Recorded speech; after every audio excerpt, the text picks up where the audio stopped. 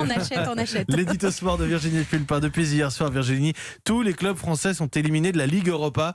Vous avez peur pour le foot français? L'arbre qui cache la forêt, ça pourrait être le surnom de l'équipe de France championne du monde. Ça brille, mais ça aveugle surtout parce que derrière, c'est le désert dans le foot français.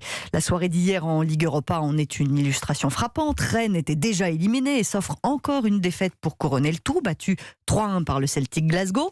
Et puis Saint-Etienne a concédé un horrible match nul 0-0 contre la Gantoise pour rejoindre les rangs des éliminés sans gloire. Après les défaites de Lyon et de Lille la veille en Ligue des Champions, ça en dit long sur le niveau du foot français. Alors comme on n'a pas envie de voir ce qui ne va pas, on se retranche derrière les Bleus et derrière le PSG. Regardez notre foot comme il est beau. Non, il est moche. Le Paris Saint-Germain est en 8e de finale de la Ligue des Champions. Lyon a encore une petite chance d'y parvenir et les autres sont donc tous éliminés de toute compétition européenne. Il est temps de regarder la réalité en face et d'arrêter de se raconter des histoires de champions du monde. Non, le foot français est devenu un nain européen. Je vous parle même pas des championnats d'Espagne ou d'Angleterre. Là, on est à des années-lumière de ces mastodontes. Mais l'Italie et l'Allemagne ont aussi creusé l'écart avec nous. Aujourd'hui, on est plutôt au niveau du championnat roumain. Pourtant, le foot, on est au niveau du championnat roumain.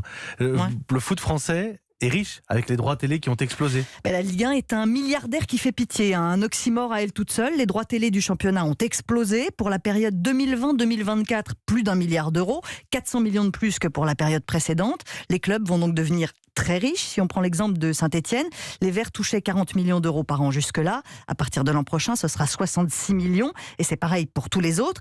Paradoxalement, moi, ça ne m'incite pas du tout à l'optimisme. Il y a un tel fossé entre ces chiffres astronomiques et la pauvreté de ce qu'on voit sur le terrain qu'à un moment, la bulle va exploser. Avec le spectacle proposé, les diffuseurs vont forcément revoir leurs propositions à la baisse dans 4 ans. Et comment leur en vouloir? Chacun en veut pour son argent. Et là, on est loin du compte. On sait que le PSG sera champion avant que la saison commence. Et derrière, c'est la débandade. Toute l'année, les clubs cherchent à se qualifier pour les Coupes d'Europe. Et quand elles arrivent, ces Coupes d'Europe, ils les jouent pas. Parce que ce qu'on a vu hier soir, j'ai du mal à appeler ça jouer au foot.